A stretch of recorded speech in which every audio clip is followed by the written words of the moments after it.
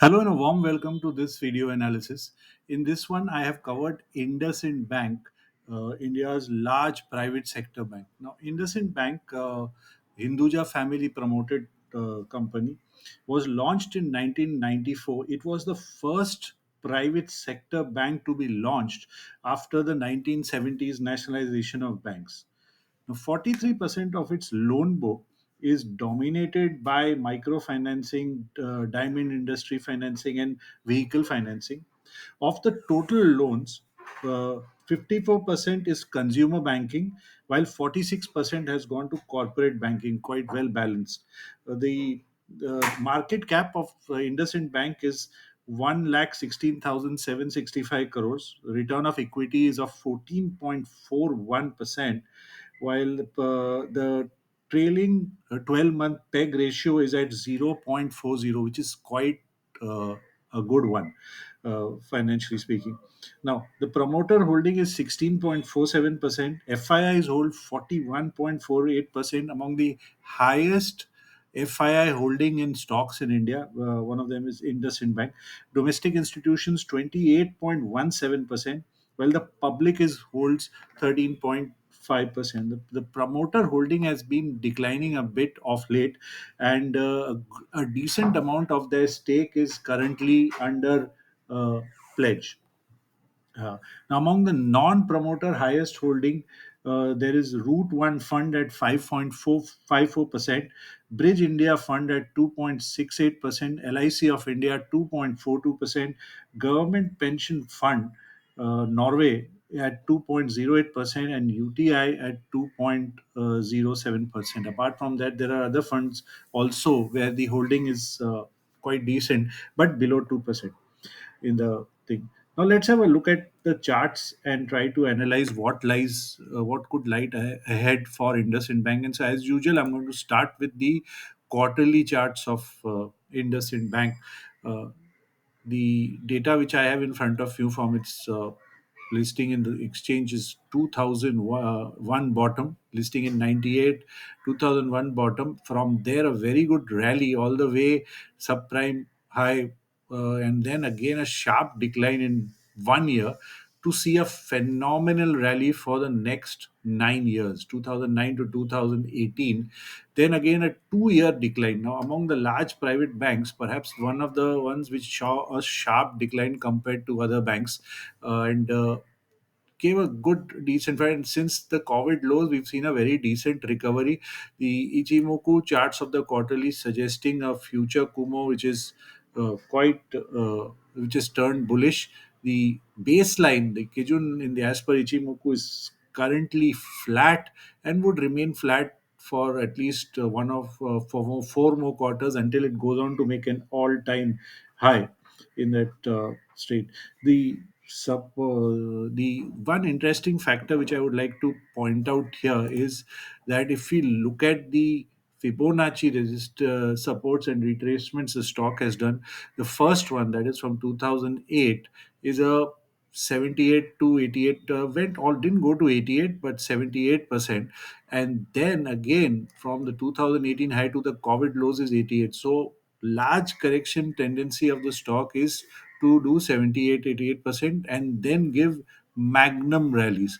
The current the small pullback we saw in 21, 22 isn't that big. It's quite decent, small one at 50% of the, not even 50% of the move, somewhere between 38 to 50% in the quarterly charts. That's what we can see out here happening out there. So a continuation of a larger trend appears to be still going on in IndusInd Bank, which is suggesting that if this trend continues to rally, see, each time the pullback has seen mega rallies and new highs, this is the only time yet to see that happen. But we have to also remember that this was a 9 year rally, and prior to that also the stock gave a 2001 to 2008 7 years of rally. So we are currently just in the fourth year of its move from the COVID lows. So still time wise, it has got a potential to continue to go up further in that sense. Now let's have a look at the monthly charts of the stock. Now, in the monthly charts, we can see a trend line breakout happening out here. Uh, Slanting trend line breakout took place. That breakout happened in September 22, and a pullback happened in the month of February 23. So, breakout, pullback, and then a continuation of a uptrend. Again, a very solid, strong trend. Now, in the monthly charts, the resistance is at 1520 to 1540. This zone is going to be a bit tough one. Above that, it opens all the way for 1775, straight away for 1775. And if it can sustain above that, then let's go back to the quarterly charts. We take out a new high at 2175, and going by its extension, Fibonacci trend extensions, which has been doing, and as per the Ichimoku price theory, after 2175, the next major resistance for the stock is at 3300. But that's like looking at a quarterly chart from a 3 4 year perspective, not from a short term or a medium term point of view. Now let's have a look at the weekly charts. Weekly charts, we can see candles have become very small from July of this year.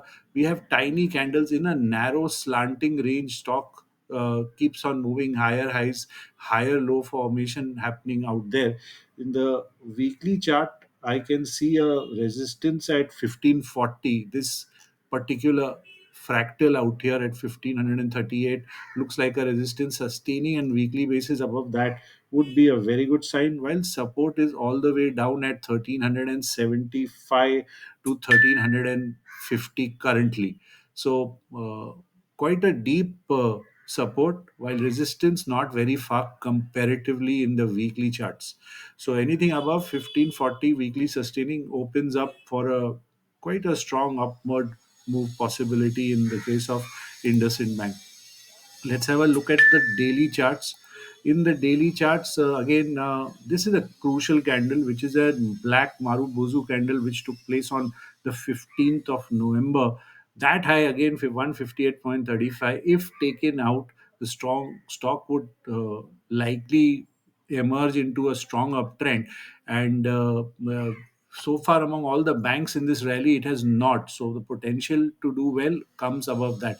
It's seen a very good Ichimoku baseline bounce back happening. So the immediate support at 1475.80, and then all the way down to 1425 in this daily case. Now, before I go down to the hourly, as of today, which is December the 6th, the futures open interest of the last five trading sessions of Indusind Bank has seen short covering, while today there's hardly any there is a very very little long unwinding suggestion today, but it's extremely tiny. So compared to the price, hence would not be looking at it in that angle.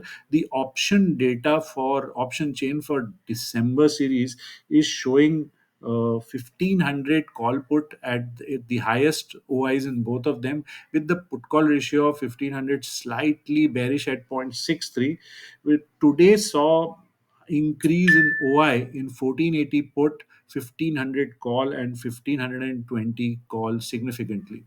Now the hourly of the stock is suggesting a possible triangle happening out here, and once the triangle gives you a clear cut direction in the upside or the downside, more move will come.